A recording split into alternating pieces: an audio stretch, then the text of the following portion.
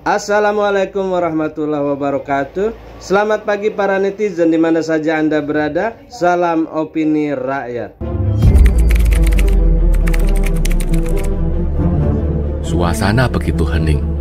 Hanya tangisan tertahan dari Titik Soeharto yang terdengar. Semua anggota keluarga cendana ada di situ. Sebagian menatap Prabowo dengan pandangan marah. Tiba-tiba putri bungsu Soeharto, Mami Soeharto berdiri dan menunjuk hidung Prabowo. "Kamu pengkhianat, jangan injakkan kaki di rumah saya lagi." Begitu umpat Mami. Di mata keluarga cendana kala itu, Prabowo dicap sebagai pengkhianat. Dia dianggap sebagai jenderal yang ingin melengsarkan presidennya sendiri. Prabowo membela diri tapi sia-sia. Bahkan permohonannya untuk sekedar mempertahankan rumah tangganya pun gagal. Pak Harto berkata dengan tegas kepada Titik putrinya, "Tinggalkan pengkhianat itu."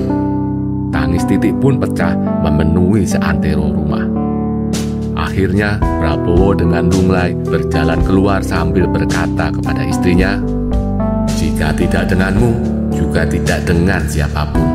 Cinta ini berawal darimu, maka habis juga denganmu." Seiring keluarnya Prabowo, konon Pak Harto kembali berucap, "Kembalilah kemari kalau kamu sudah bisa menyamai aku." Assalamualaikum sedulur. Video kali ini akan mengisahkan tentang balada cinta Prabowo Subianto dan Titik Soeharto, sekaligus bercerita tentang peluang bersatunya kembali keduanya pada tahun ini. Sumber cerita video ini diambil dari buku Jejak Perlawanan Begawan Pejuang Sumitro Djoyohadikusumo dan narasi yang berjudul Air Mata Titik Soeharto. Selamat menonton dan semoga terhibur. Prabowo Subianto dan Titik Soeharto pertama kali bertemu ketika Titik menjadi murid Sumitro Djoyohadikusumo, dosen Fakultas Ekonomi Universitas Indonesia. Keduanya sama-sama jatuh hati dan memutuskan berpacaran. Menurut Sumitro, Titik bukanlah pacar pertama Prabowo. Sebelumnya, sang anak pernah berpacaran dengan seorang gadis Jogja, tapi putus karena kesibukan tugas militer. Sampai suatu hari, Prabowo meminta izin kepada Sumitro untuk mengenalkan seorang teman wanita. Prabowo cuma berkata bahwa pacarnya itu adalah salah satu murid ayahnya. Belakangan diketahui sang murid itu adalah Titik Soeharto. Sumitro pun berpesan khusus kepada putranya, "Kalau kali ini kamu tidak serius, payah deh kamu." Begitu kata Sumitro. Setelah itu, Prabowo bergerak cepat dan memperkenalkan putri Soeharto itu kepada neneknya. Pada kunjungan awal, nenek Prabowo belum tahu siapa sebenarnya Titik Soeharto. Dia hanya mengira Titik adalah anak Jogja yang kebetulan sedang kuliah di Jakarta. Sampai kemudian pada kunjungan kedua, kemenakan Sumitro justru mengenali Titik dan memberitahu kepada ibunda Sumitro bahwasanya teman Prabowo itu sebenarnya adalah putri Presiden Soeharto. Sang nenek pun terperanjat. Semenjak itu, sang nenek berubah sikap. Bukannya tidak setuju, tapi sang nenek sangat anti budaya feodal. Dia tahu benar bahwa Ibu Tien Soeharto berasal dari kota Solo, dari Keraton Mangkunegaran yang terkenal sangat feodal. Ini tentu sangat berbeda dengan budaya nenek Prabowo yang sangat egaliter. Namun baik Sumitro maupun ibunya sesungguhnya cukup tertarik dengan kepribadian Titik yang dinilai sangat rendah hati dan sopan. Sampai kemudian pada sebuah upacara di Istana Negara, Ibu Tien Soeharto mendekati Sumitro. Dia berbisik-bisik soal kedekatan Prabowo dan Titik. Ibu Tien ingin hubungan anaknya dengan Prabowo ditingkatkan ke level yang lebih serius. Sumitro saat itu masih bingung.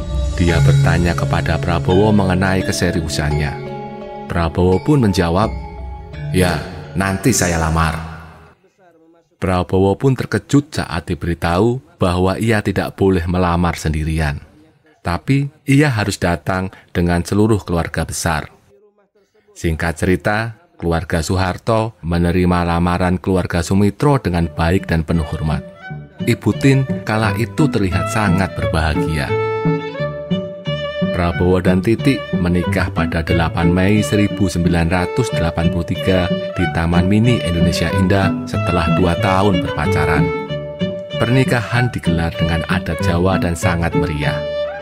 Saat menikah, Prabowo berumur 31 tahun, sementara Titik 23 tahun dan masih berstatus mahasiswi semester akhir. Setahun kemudian, atau pada 22 Maret 1984, mereka dianugerahi seorang anak laki-laki bernama Ragowo Hedi Prasetyo atau yang akrab disapa Didit Prabowo. Waktu berlalu dengan cepat. 15 tahun setelah pernikahan, Indonesia dirundung krisis ekonomi parah. Di seantero negeri, marak demonstrasi mahasiswa yang meminta Soeharto turun dari jabatan presiden. Prabowo yang kala itu menjabat sebagai Pangkostrat diminta untuk mengamankan negara, terutama mencegah aksi sejuta umat menduduki Monas pada 20 Mei 1998 yang digalang oleh Amin Rais. Dengan pendekatan persuasif, Prabowo berhasil membuat Amin Rais membatalkan rencana menduduki Monas. Masih di tanggal 20 Mei, usai bertemu B.J. Habibie, Prabowo datang ke Cendana. Dia ingin melaporkan keberhasilannya dalam meredam aksi pendudukan Monas kepada Pak Harto. Ternyata, di ruang keluarga sudah ada Pak Harto bersama anak-anaknya dan ditemani Panglima ABRI Jenderal Wiranto. Semula Prabowo ingin bergabung, namun Tutut dan Mamik Soeharto menghalangi. "Kamu kemana saja? Mengapa membiarkan mahasiswa menduduki gedung MPR DPR?" tanya Tutut dengan nada keras. Prabowo dengan sengit balik bertanya, "Apakah saya harus menembaki mahasiswa itu agar tidak menduduki gedung MPR DPR?" Keluarga Cendana tambah meradang. Mereka beranggapan Prabowo punya agenda tersembunyi. Prabowo dinilai telah berkonspirasi dengan B.J. Habibie, Amin Rais, dan para reformis lain untuk melengsarkan Soeharto. Mamik Soeharto dengan amarah membuncah kemudian menunjuk hidung Prabowo dan berkata, "Kamu pengkhianat, jangan pernah menginjakkan kakimu di rumah saya lagi." Titik Soeharto yang ada di dalam ruangan hanya bisa menangis kencang melihat suami terkasihnya diamuk oleh keluarga besarnya. Prabowo terpaku, dia merasa telah difitnah habis-habisan. Di luar dia dianggap sebagai antek keluarga Cendana, sementara di dalam dia dianggap sebagai pengkhianat. Apalagi setelah itu Pak Harto memberikan perintah yang mengagetkan. "Tinggalkan pengkhianat itu," kata Pak Harto kepada Titik. "Kembalilah kemari kalau kamu sudah bisa menyamai aku," ujar Pak Harto kepada Prabowo. Saudara Hasim Joyo Hadikusumo ini gontai. Keinginan terakhirnya untuk mempertahankan rumah tangganya dengan Titik pupus sudah. Semua rungkat.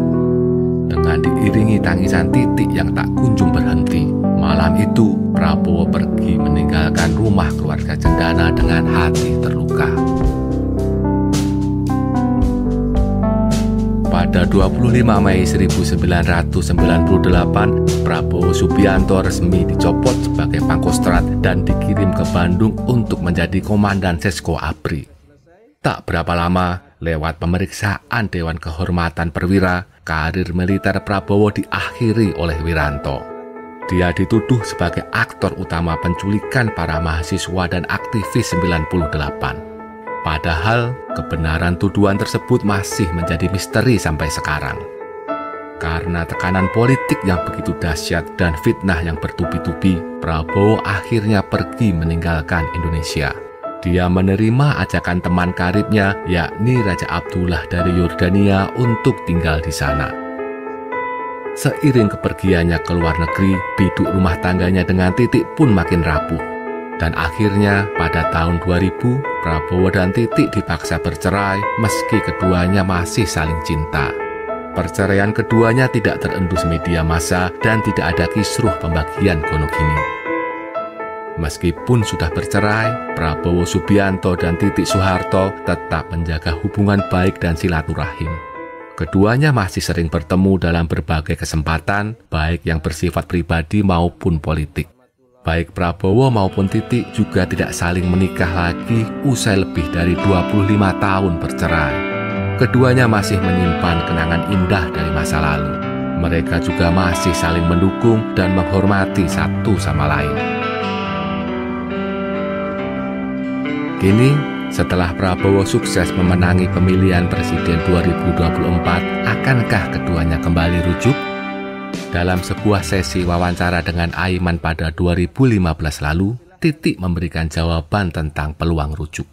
Titik menjawab bahwa belum ada niatan untuk rujuk. Buat apa? Kata Titik.